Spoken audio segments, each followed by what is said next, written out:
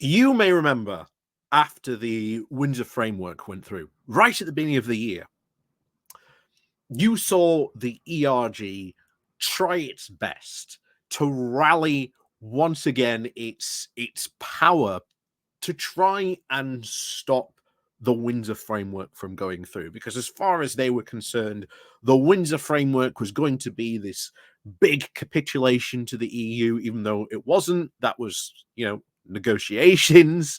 That's sort of how you meant to, do things. And of course, the real question, of course, should have been asked to people like Marc Francois and these other ERG members that tried to sort of stop the Windsor framework. Well, if the Windsor framework isn't what you want, what should we do instead? And of course, there was never any an answer. No, the idea was that we shouldn't capitulate to the EU and ooh rah rah and wave the flags. And after that defeat, after that particular defeat, there was a very, very large sense that that was it. That was it. That was it. It was all over. That the ERG had its day. It's been defeated. Both Boris Johnson and Liz Truss, got up and they tried to oppose the Windsor framework as well. That didn't work either. But of course, again, it's not like they had their own solutions to sort of, that were quote better to solve this problem. And after that, we went, the ERG is dead. It's done. It's donezo. But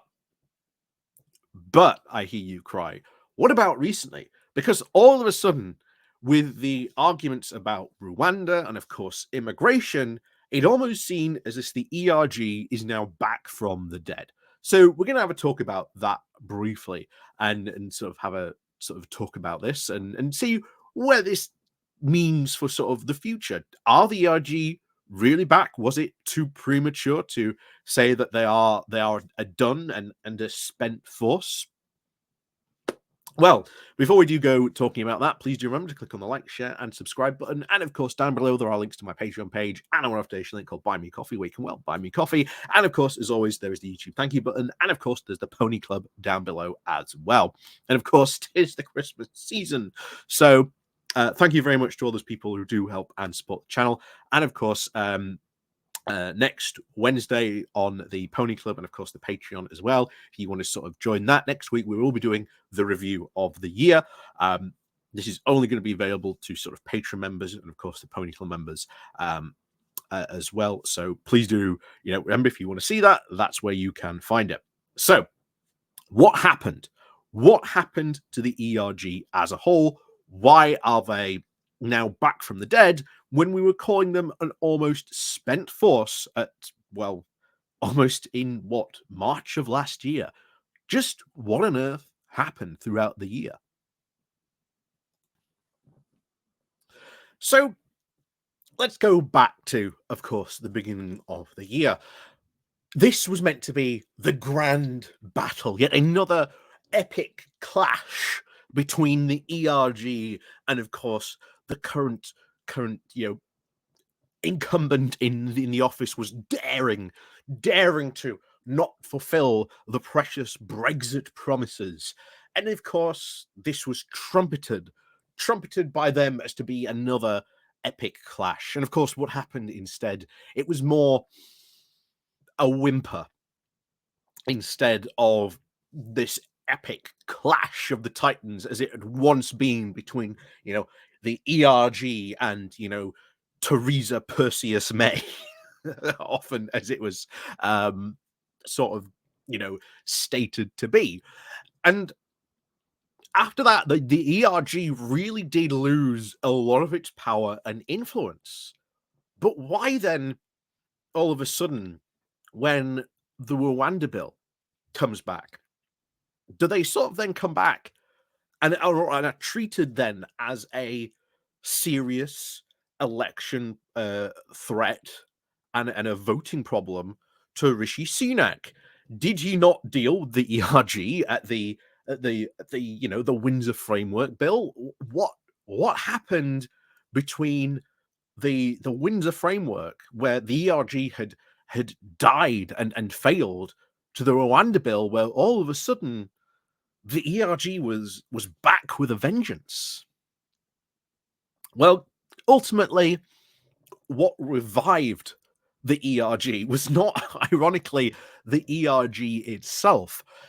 It's the fact that since then, you have had new right-wing groups form.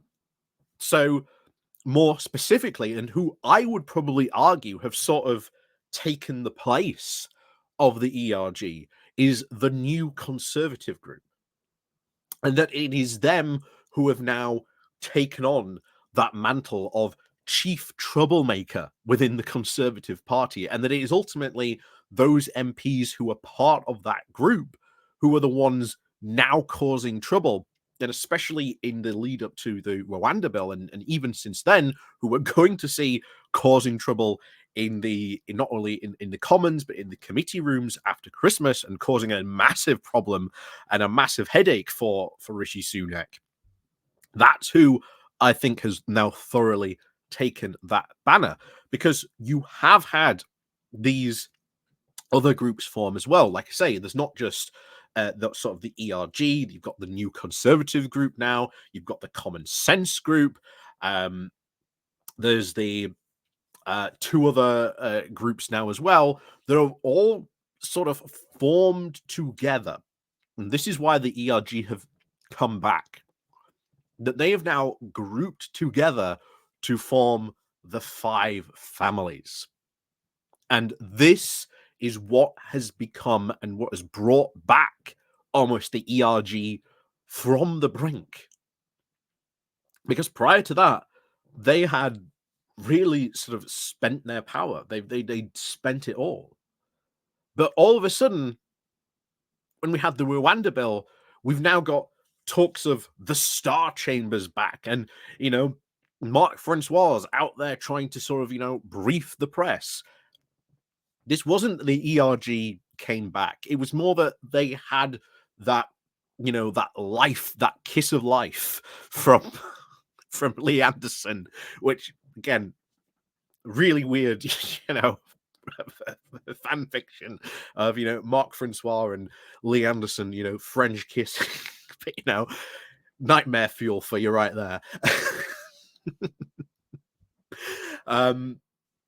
But they had sort of brought back the ERG with the five families and sort of united their power together to come back from the brink. And that's why sort of the ERG is back, and it's almost in a way why they'd almost got the Conservative Party had almost gotten rid of the ERG, but because of the uniting of these factions now, this combining into the five families, which we've seen talked about for the past 2 or 3 months, now all coming together to sort of throw their weight around in a way. That's why the ERG have come back. And what happens to them after the next election? Well, who knows? Who knows if there'll be any members of the ERG even left after the possible next election?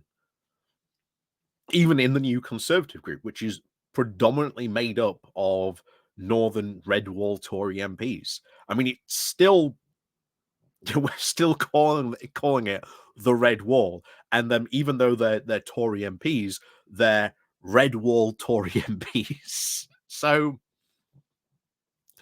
yeah, after this election, will the five families become a more cohesive political force rather than sort of 5 different separate groups? Will they form together to sort of form a new one? Will they take up the mantle more of the new Conservative group, where they coalesce, where they come together under that banner, under that name?